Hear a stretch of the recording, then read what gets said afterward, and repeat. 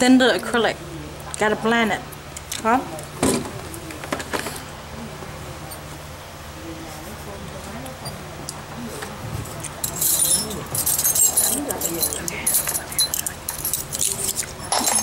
Bây giờ mình sẽ làm nhiều màu ha. Cách thức để mình pha màu, blend màu. And cách thức mình make mistake mình sửa in one finger. I'm gonna show you how to blend your color. Just in case you have an error, I'm gonna make an error and I'll fix it. So that way you guys can be able. Cho em thêm liquid. Hết ở đằng này rồi chị ơi. Cái thùng liquid của em đâu rồi? Biết không? Liquid của chị đây. Cái bình này có xài được không? Không phải của em. Thôi kệ đi. Hết rồi. Hết rồi. Mình lấy mũ của mình đưa ra độ vô. Let's see. Can I excuse for 30 seconds? Yes. Miss Christine? Yes. Okay, just because you guys take your time and your commitments, come over here to learn from Christine. Especially you take your time all day today, okay? So I'm going to offer you guys something special. Forget about what you bought in the past, but today, these powders here, I'm going to do it for you. They're going to yell at me, but I don't care. You buy 5, we're going to give you 2 free. Okay? Every 5, you get 2 free. Oh wow, that's a stolen prize. Because if you just have, only for the students here. Here's the thing. I mean, you come back tomorrow. You're buying the tools, you're buying the equipment, but you don't have the product. It's the same. Now, thinking about you going home, you buying the glitters from Michael's, you buy the clear powders, you try to mix it ain't gonna be like this. This is different things. It's not the same. So you want to be above and beyond, you be better than your competitors. Buy it because one set you're gonna make them all back, okay? And this is the only chance I'm gonna do it this afternoon only. Buy 5, get 2 free. Don't get mad at me because what you bought too many yesterday or whatever. I'm just trying to help you out, so try to get something. So heart just, his blood is just flowing to the heart. Laughing. Oh my. Okay, so only today. Yeah. We can't keep the price like this. Then I yell at him for sure. Because other distributors will be really upset. Yeah, just because you guys are in the class, then it's okay. Okay. All right. You see, when she chooses all this color, you want to pick the darkest one on the top. Anything else goes to go on the bottom. You go from dark, medium to light. If you're gonna dark, medium, and all this color, it's gonna look funky. So that's how you mix your color. It feel like, oh, you mix colors so beautiful. That's how you do them. You don't want to go from light and medium and go dark. It looks like the nails is like a bridge gonna fall down. It looks bad. The darkest one have to go inside. Why? Because when you're cutting the smile line, you want that line to show up the most. Everything else will look better. Because the most important is to see smile line. Whatever the smile lines inside need to pop. Okay? Applying the acrylic, remember the technique I said? You apply the acrylics in the middle, gently let it flow. Don't stop the acrylic. When I say stop acrylic, that means you smash it down. Don't smash, let it flow. Work the sides in. And you see how when you add a lot of color, when you're gonna use this, you want to need more of a black. Spread it down. Down. Nhớ nha, quan trọng là cái cách thức mình bỏ bột. Nếu mà mình bỏ bột nó không có đẹp, nó lép xẹp, nó không có chiều cong. Phải cho nó cao lên. Stiletto means it have to have a curve. Nhá. Đo cho make sure nó vừa hai bên hông này. You want to make sure it fits your side. If it doesn't fit your side, it doesn't look nice. Measure here. Hold it by the bar, guys. Hold it here. If you apply the acrylic very fast, you can hold it anywhere. But when you apply slow, you gotta hold it in the bar. If you don't, you're not gonna make it. Okay? Middle, side to side. Always cut the middle, then side to side. Except the slant, you angle from the corner first, then cut the middle. Okay? V. No, this is pointy. Okay, young generation, the young client, they like to use the V. The older client, they want the pointy. Pointy mean V for the older client. Older client doesn't like V. They say it's ugly. Pointy on the younger stiletto, awesome. But alone, they like the V. V for the older client is pointy. Remember that. Okay, if you put V on the older people, say, oh, take that off, please. Because it's not the V. V is pointy for the older client. So what is the next darkest one? It's purple, right? So you're going to do purple. Wherever you want, you're going to apply the purple. Let's say you apply it right here and you smooth it out, right? And it looks like it's not blend, right? It doesn't blend. All you need to do is you put the liquid here and flat. See? You gotta put the liquid where they start. That's how you blend it. It connect. Đó, mình muốn nó blend thì mình bỏ một cục bột đó, mình lấy cái liquid, mình mới chuốt lại từ cái chỗ mình để, mình chuốt nó lại. Thì nó đi từ black qua purple. Very nice, right? Thì mình đổi qua cái này. I think give it a little bit of a blue. It looks better. Right there. Go into the blue. Purple is into blue. It's awesome. How do I know that? Because I mixed those mistakes many times before. So in order for you to really, really love what you do, you gotta mix many mistakes. The more mistakes you make, the better you get. Yes, go ahead. I'm sorry. If you put a color on and you didn't like the way it looks, can you just cover it up? Just takes it off. Okay. And it's not dry yet. That's how you do it. You see how you connect. That's how you connect. That's how you blend. You see how it's blacks into the purple and purple into blue? That's how you want it to flow. I'm gonna go with the red. See it? Put it where you want.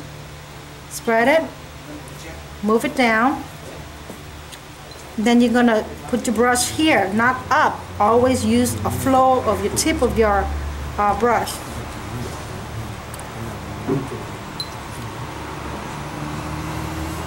Now connect here. Now I do a silver. Now she's happy because she picked all the color. I might change a color in there if I don't think it's look nice.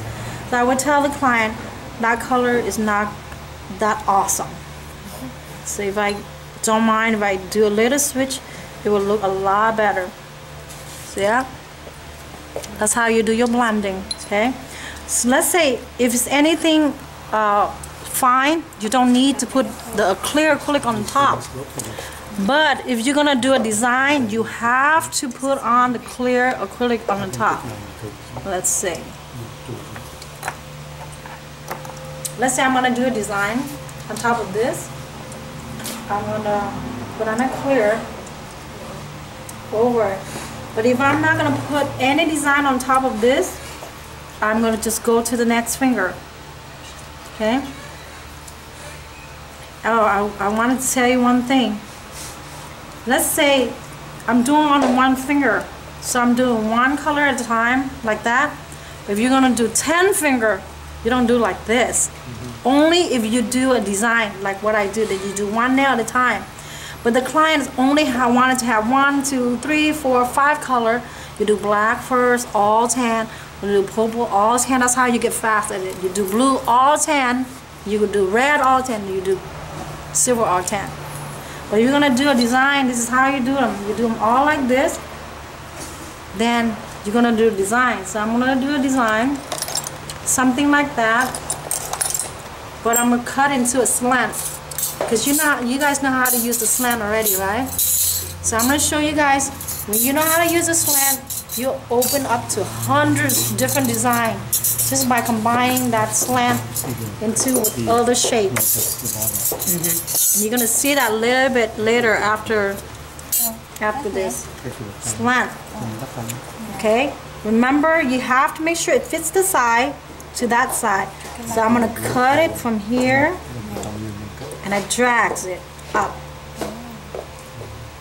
I think I need to have a little bit more because the bottom is totally dry. So I'm gonna add a little more. Little more.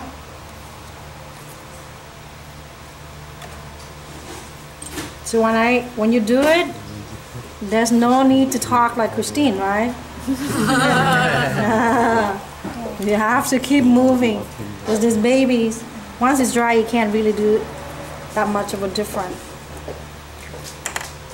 Okay, but that's how you fix it. You can't cut it, you gotta make sure you add a little bit more acrylic. So I'm gonna drag it up a tad, You can't see it over it, but once I put acrylic over it, you can see. Now I'm gonna dab in the crystal clear. I'm gonna go down to it, the finger on the bottom, and let go. Make sure you check to make sure it goes through.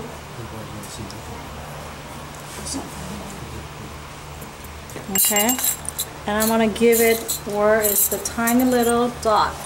Here it is, over that little gray.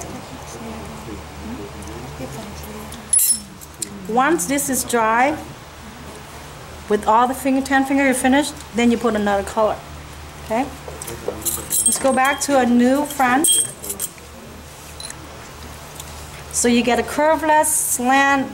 Then now I'm going to do an oval, almond, and pointy cuts the same. So let me cut an almond shape. Okay, once you can be able to cut the almond shape, you can cut oval, pointy. They're all cut in the same angle. Okay.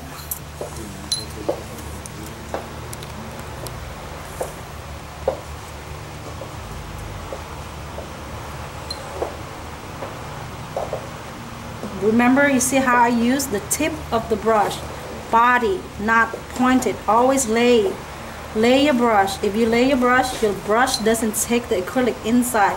If you tapped it and you yank it in, poke it in, your brushes will have all the acrylics goes into the hair.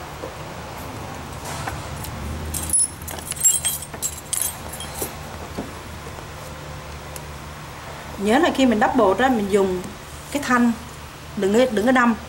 Nếu mình đâm là cái bột mình nó cọ mình lông nào nó cũng dính bột hết đó, chứ không phải là cái cọ của Today's Product. Khi mà mình đắp nó dính bột đó, mình check lại cái cách thức mình đắp bột đó, đừng có đâm nó. Now to make sure if it's little small, take the next one. I'm gonna cut an almond shape on. And I'm gonna show you how to cut on short nails and long nails, so that way you understand. This is the regular one, and let's say your clients wanted an almond shape and the nails are short like this. Let's say.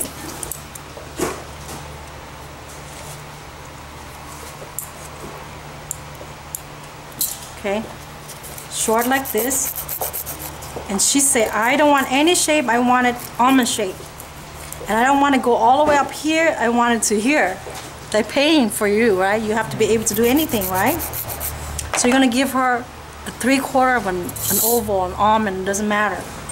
So you're gonna apply exactly where she says she wanted. If you don't want it really up high and she don't want it really up low, this is where she wants the acrylics lay here and here. And she don't want a natural. As she says, she wanted to have an almond, or oval, or pointy, any of that shape.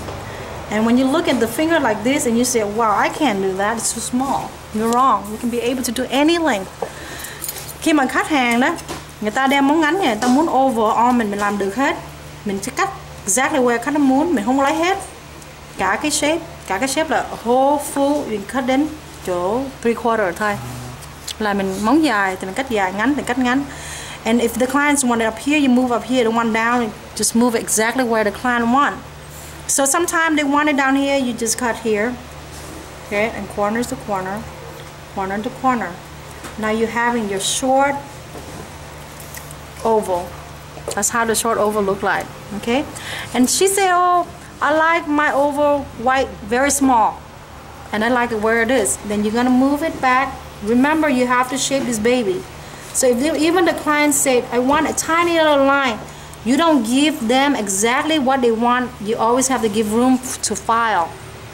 So they said they want a tiny little line. You want to make sure you cut it out a little bigger. By the time you shape it, you give that tiny little line. So always remember, whatever they point, you always have to give them gap to shape, okay? So I'm going to do one nail. I'm using an oval shape, an almond, it doesn't matter. And sometimes the clients have long nails like this, and they want it longer than this, So I'm going to show you, you can be able to make that in no time. See how cute that little finger? It looks awesome. It doesn't matter what length. All of this can be able to make it with long, short, it does not matter. Most important is your pink acrylic have to be today's product. The reason why I said today's product, create the pink to cover all of this area. You see here? You show your nail beds. All of that is how your nail bed. If you're gonna use a transparent pink, they ain't gonna stand up and pay you. They want to take it off or fix it. It will show that. They don't want to. You want to make sure you cover the acrylic with 100% coverage, 90% coverage, or not the 75. If it's a 75, you're going to see the shadow. You only wanted to make sure the medium or the dark. Okay, medium or the dark. That's the only one that you can be able to do it. Let me do the whole tan here. Show you how to do French long nail beds. I mean, the client have long nail beds. You can be satisfied with your client using the same tool. Remember, the same tool you can be able to make as conservative, as elegant as that, and as color as this side. Okay.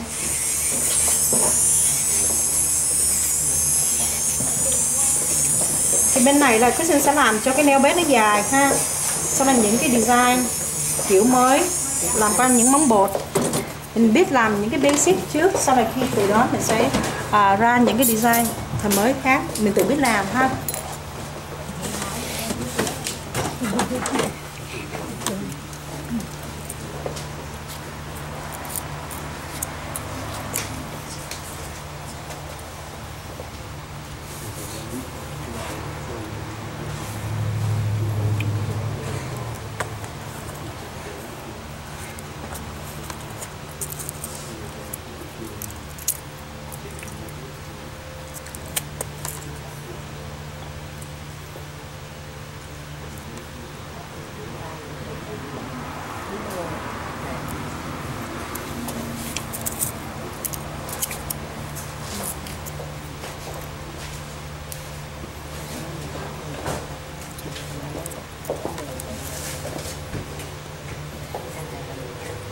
Chỉ cho cái móng cong thành móng thẳng như vậy.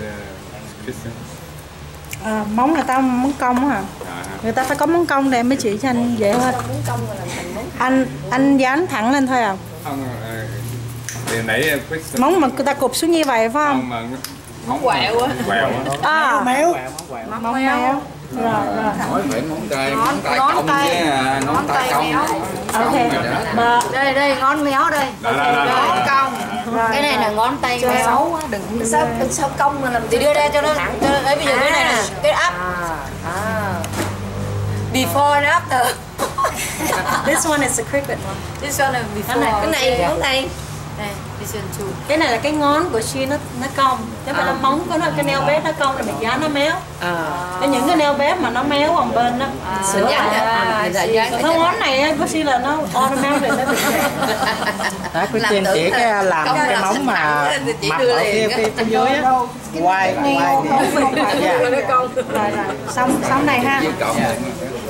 Cong cái xương luôn. Tại vì làm nail nhiều quá nó cong chứ không phải xấu, bẩm sinh nó cong. Bẩm sinh nó thẳng làm nhiều quá. có nhiều con khách đó, coi như là đúng cái bên tự mình chỉnh vừa cái tự nhiên xẻ ra mình chăm cái xương đi ra ngoài xẻ ra giờ mình gồng thì nó dày còn mình thẳng đó thì nó dễ rồi, móng chỉnh canh nè, mình thấy nó vương xương. còn đây anh Vinh không có cái móng cong này. Của anh méo rồi, anh méo nhiều không? Ai mà có móng méo nam hay nữ gì cũng vậy đó, ở cái xin có thể chỉ cho nha, ở trong video nha. Móng tay tôi không có méo, tại tôi không có chỉ vợ tôi phải không? Ông nào mà chỉ vợ mới bị méo phải không? Mấy người mà chỉ thường chỉ hoài mới móng méo thôi. Bà kia bà chỉ móng út không mà nó cong qua bên luôn á, tọt trong mắt không. Thương quá trời. Nhớ nha, anh chị nào mà nó nói cái nghe câu này 100 lần trong đó nha. Ok. Đâu sao nó vui. Bây giờ làm một cái món thiên white này ha. Thiên white cho những người giống như in magazine, when you see the nail magazine, they have nail bed. You know that they don't have nail bed all the way to here, but we can be able to make nail bed all the way out here using the same tool. So giống như trong cái nail magazine, nhiều khi cái nail bed người ta nó dài thì dài, đâu có ai có nail bed như vậy. Xài những cái bột đục 100% và những cái cut này mình kéo nó sẽ dài nha. Watch. Cái này very quan trọng nè. Phải quan trọng với nhào vô. Nhiều người ta muốn cái nail bed người ta dài, very long, so they want it up here. Giống như mình không có nail bed. Yeah, they want it long nail bed, just like in the nail magazine. The white is out, all the way out.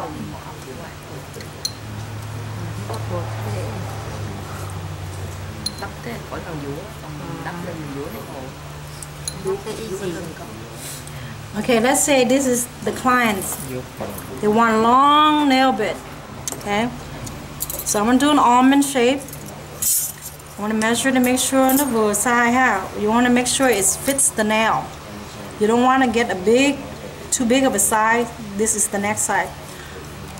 Place the center mark in the middle. For example, the client wants up here and start out here. Let me cut it from inside first though, so when you understand. Let's say this is normally how the cutter look like. Okay? And the client say, oh, it's not deep enough, Christine. I want it longer. Can you be able to give me longer? Like in the nail magazine, they give you a nail magazine. They want it that long. This is too short. They shake the head so crazy, right? So what you do is you don't have to cut like that. I'm just showing you. So you're gonna just start. Make sure you start exactly where she wants out here. Cut it. She want it here, no problem. Cut the middle first. Then you're gonna take the corner, and you're gonna place exactly where the end of the acrylic, so that way you connect it together. Now you have that nice long curve. See it? That's how you get your curve. If the client wanted any curve, put the money down on the table, you can do it. You have today's products tool. There's no reason why you shake your head. Keep bowing your head. Yeah, say yes, more dinero. See? You have today's party behind you and you have no worry. Now, look at how long of your nail beds. Beautiful long nail bed, right? Once I put out that pink, you're gonna have that imitation long nail beds. Amazing. Ok, đi qua những cái bột ấy nha. Bây giờ cứ xin chị cho cách thức để đi bột màu, không phải là chỉ đi sọc như vậy. You can go sideways, different way. Okay, I'm gonna show you here.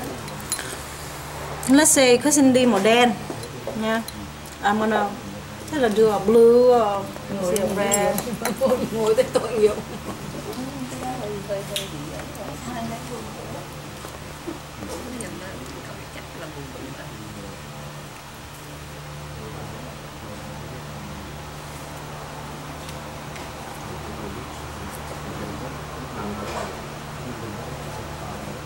Always goes on the sides first. Once you cover the sides, put the liquid on the brush and smooth it inside. Nhớ nha. Đắp như vô, chút nó xuống.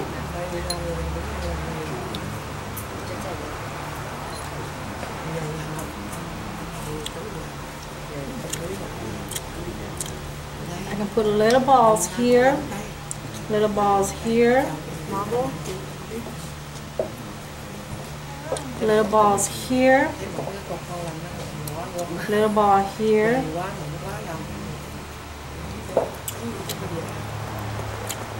Don't think it's hard, because once you think it's hard, you're closing your minds out.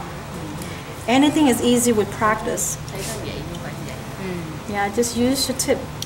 Just like when you play guitar or piano, don't you have to practice a lot to get good? So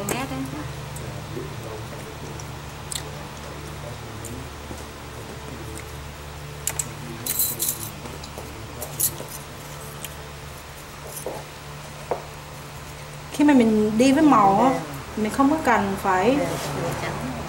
phải worry là mình chỉ đi một màu thẳng hay là màu gì, mình có thể mình mix đủ thứ, all different style.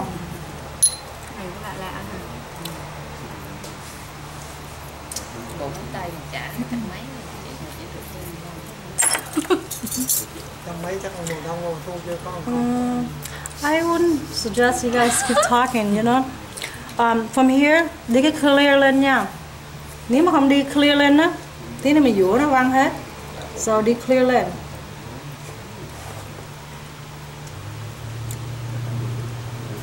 Tại vì khi mình đi màu lót ở trên á, you want to make sure mình cover, có tí mình dũa nó hư á.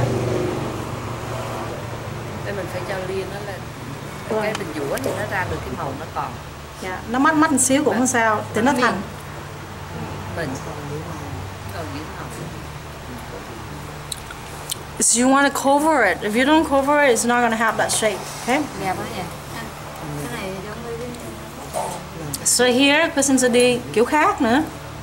You'll learn how to do all different kind of style. From here, you can be able to create so different. Here, you can be able to create. Rồi cái này. Nhớ, you need to go with the medium inside. Yeah.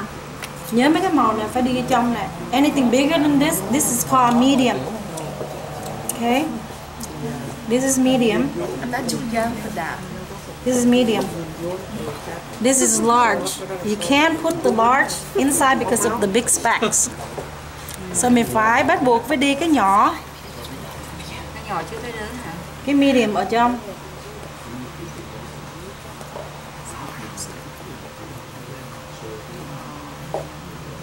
Okay.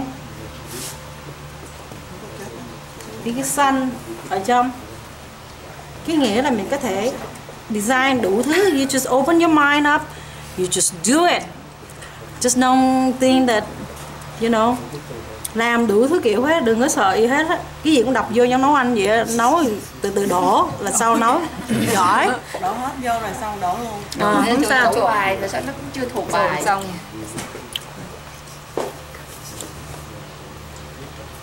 Nấu ăn mà tôi nấu, ai ăn không ăn tôi đổ phải không? Dạ, đúng rồi, nhưng mà sao người ta chê hoài anh giỏi à, thấy không? Cái này cũng vậy. Đừng có sợ, tại cái color này á, bột nó mình có thể play around so all different. Mình nghe mẹ mình nói bất cứ ai nấu gì dở hay ngon gì con cũng phải khen ngon nha, con không được khen dở lần sau không có ăn, không có đổ được. Ngon dở gì cũng ăn hết.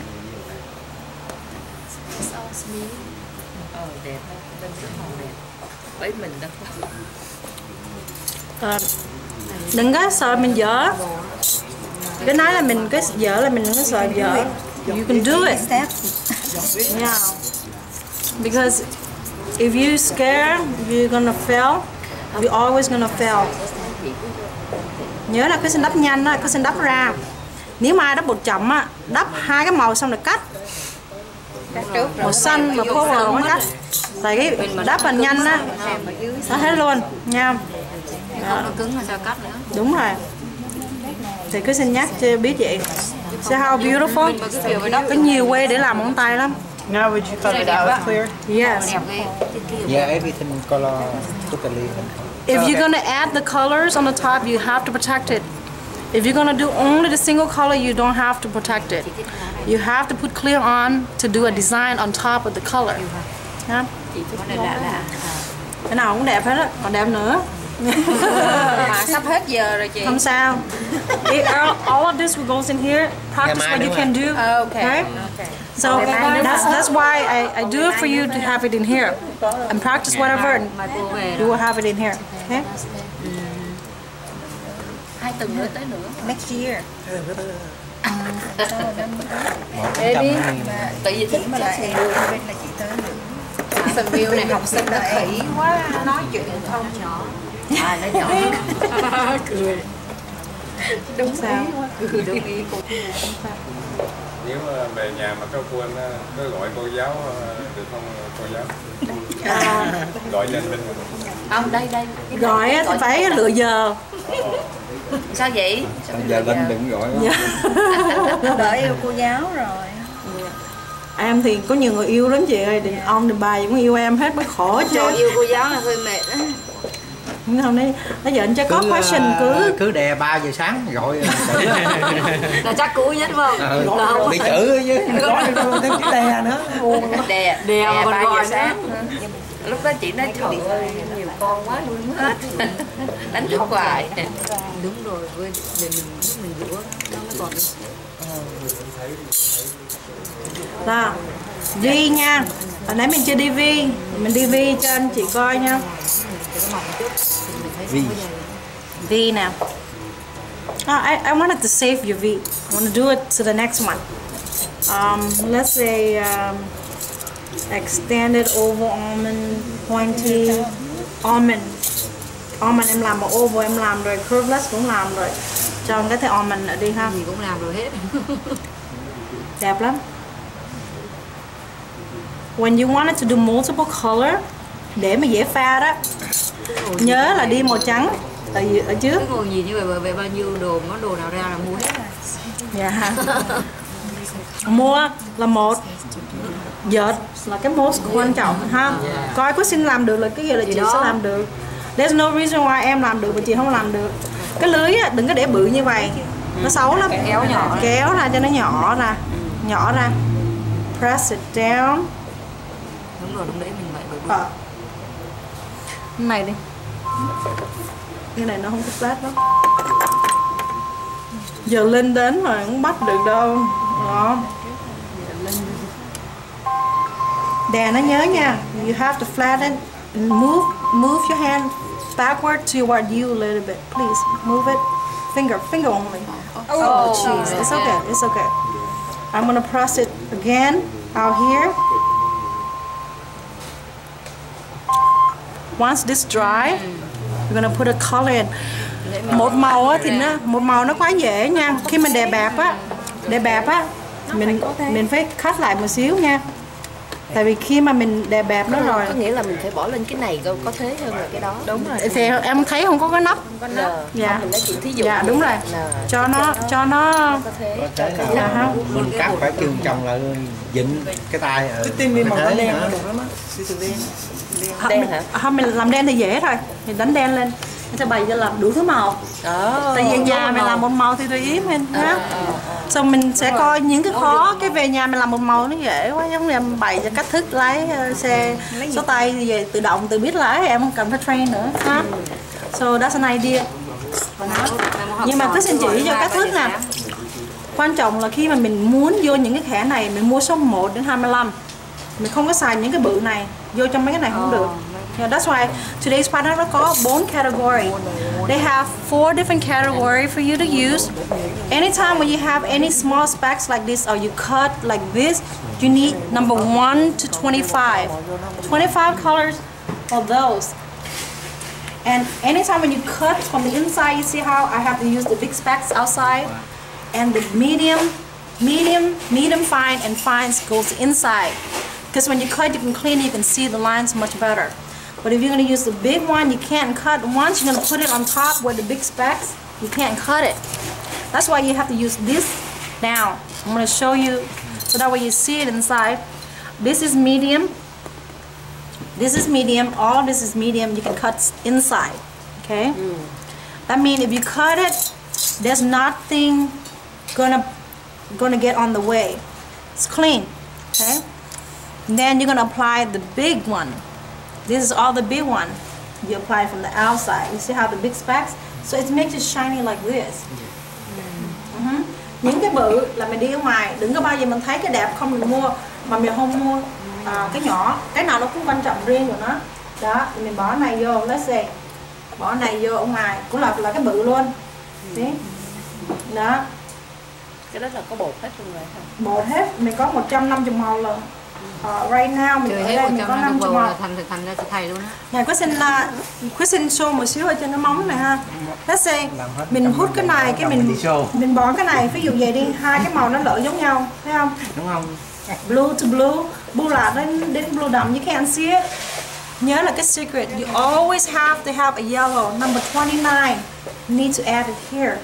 Once you put that blue here, Separate. now it's separate. It goes from light blue to dark blue, or dark blue to light blue. It brings it up. That's the secret. On your nails, the same. Let's say if you're having a red and an orange. I don't know if I have any orange, but for pretend. Yeah, red and orange. And it's so similar. See it? It's just too similar. And you want it to have a little yellow in between that connection. Right there. It have to be yellow. It have to be yellow. It's like your face. You have beautiful nose, you put on that highlighter. It's the same. It open it up. That will give that little red, little yellow into the orange. Any color that you put it on, it doesn't brighten. Put that yellow on in between the connection. Or for example, when you did it like this, and you did it like, let's see, you did it like that, and you did it like this, right? You see how it have that funny, it doesn't connect, and it just doesn't look nice? All you do, you put that little yellows where the connection, you can hide your mistake. That will blend, see it? You can blend it. Lỡ mình đắp rồi mà nó thấy không có được đều, bỏ cái dao leo lên, chút một cái mà nó tự che lại, nó cái chỗ nó không connect. So that's how you do that. Put the yellow in where you need to blend it if you make a boo boo. Okay? Đó. Cái này nè, bây giờ cứ Cindy lại cái color ha. Thấy cái color của today's product rất là sáng, beautiful. Khi mình làm qua những cái này, mình cần những cái product nó đẹp, tại vì spend a lot of time in your nails. And if you use the poor glitter doesn't shine, you're only giving your client 50% of that beautiful work that you did. The qualities and the result after the leave is the products. So it's very important you get the right products for it. Okay, if you want one color, just apply it all over. You have one color. If you want a snake skin, put silver on, it looks snake skin. Okay, but I don't want to do that. I wanted to give you a little blue. Just like the client one, red and white, blue. I can do half of this blue, half of this red. So red, white, the white automatically show. Okay, I'm gonna give a little red. So when you do it at your own, you can be able to just go straight across, but I'm not gonna do that. I wanna show you something a little more than that. You can even put black. See, when you don't take the lesson, you look at these things, you don't think you can do it. But now, I guarantee you, when the next time I come, you're gonna show me all your beautiful work, because you can. You can do them. Đừng có sợ. Nhớ, nếu mà mình sợ mình mà không có làm đẹp, nhớ là nếu mà mình làm được một người khách mà nó take lâu đó, nhớ mình làm đến bộ thứ 5 á, là mình break it down to almost 50% of what you spend the first time. Mà nó đẹp gấp 5, gấp 6 lần. So, đừng có ngại, nếu mà mình chưa làm được cái bộ thứ 10 đó, là mình chưa thành tài.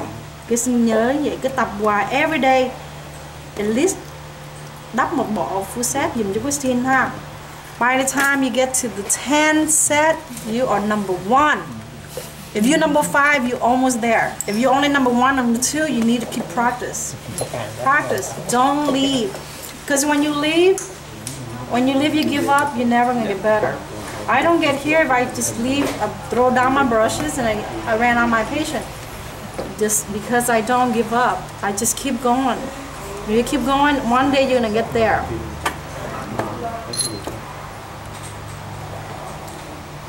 Now, like, using how you use this, have you ever tried doing it with, like, lace? No. Lace, sometimes the lace comes too close, you squish it down, you pull it up, everything's come up. I tried it before. Yeah, that's a good question.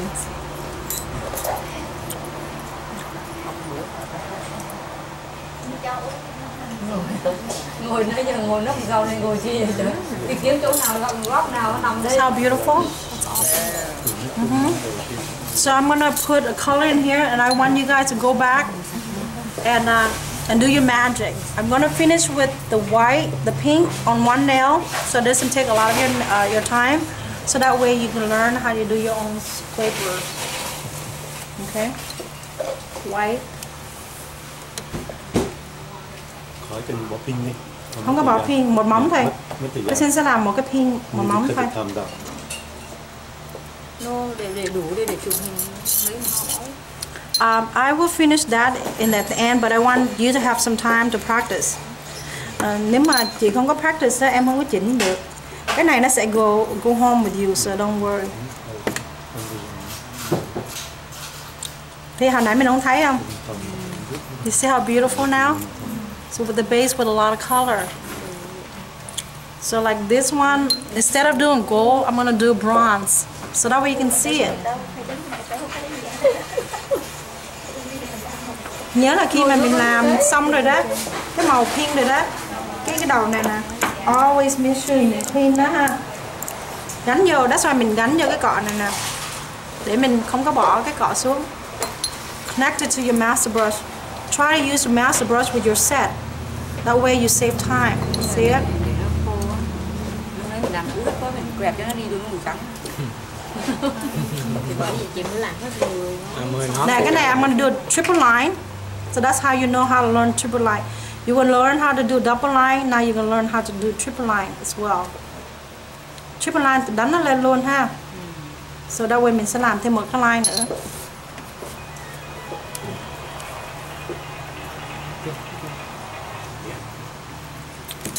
Nữa hả?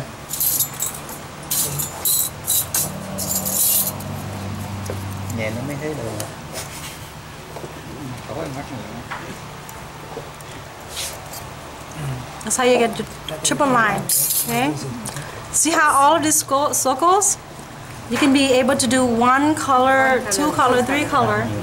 So I'm gonna do that so that way you understand. But usually your client only want one color, like silver looks so awesome. But I'm gonna do that anyway.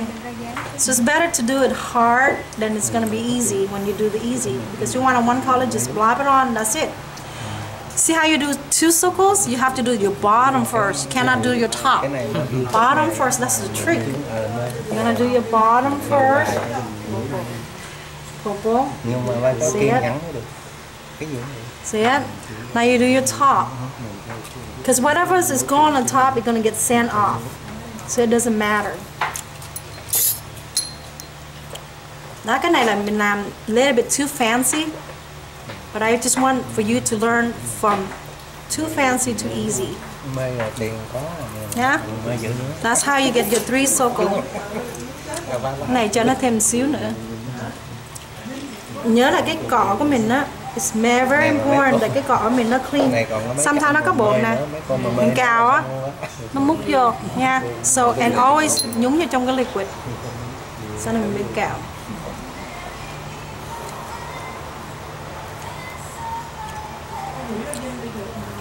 Đó. Pretty much là nó xong hết ha. I'm gonna do one pink over this one to finish this one so that way you can see how it looks like. Okay.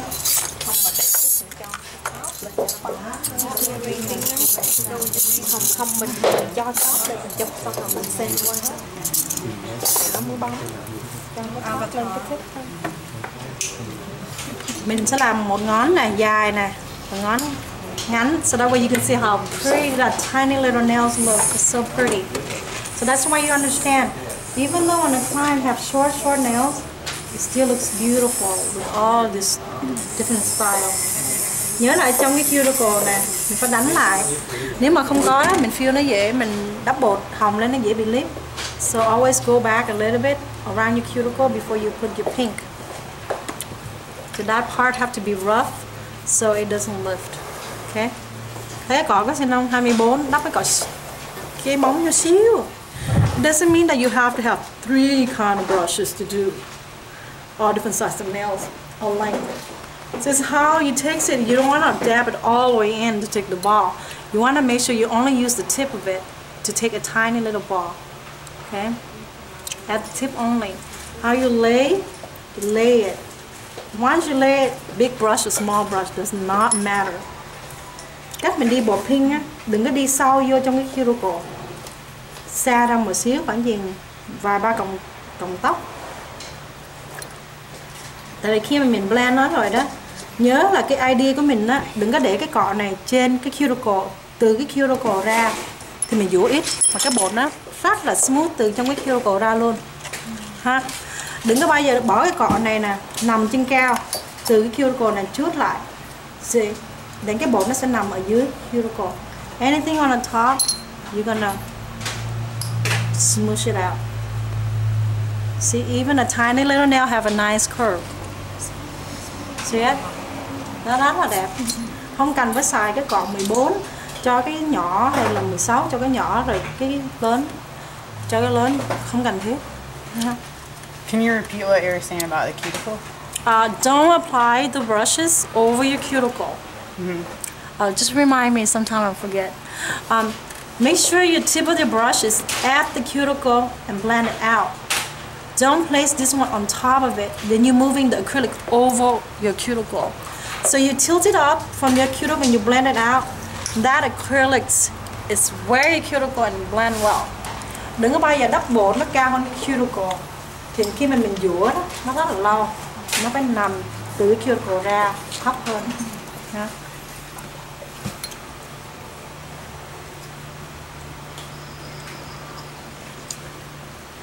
Remember, you place it close, not far, and you want to make sure that you get the acrylic in this connection first. Nhớ là khi mình đắp bột á, trắng hồng á, để cho cái bột nó dài. Nếu mà ai mà để cái bột hồng nó xa ở trên này, by the time mình spread xuống nó bị bubble nữa cái chỗ connection. Tại sao mình làm pin wire mà 10 móng lại trong đó nó có vài ba móng nó bị bubble? Bởi vì khi mà mình để cái bột lên cao này, by the time mình chút nó xuống dưới này nó khô ở trên ở dưới rồi, ở trên nó có liquid nó mới ướt thôi, nên phải bỏ nó dài để nó cover nơi cái chỗ connection của màu trắng và màu hồng liền nha. That's the only way you eliminate all your bubbles. When you're applying your pink, you gotta cover where the connection, where the white and the pink meet right here. You gotta cover it instantly when the acrylics are wet. What I'm saying that is how to do that is when you're applying your acrylic, you don't want to put your ball up here. You want to put your ball all the way down and blend it instantly before it dries. But if you're putting your balls up here, by the time you splash it down, it already dries on the bottom. So it still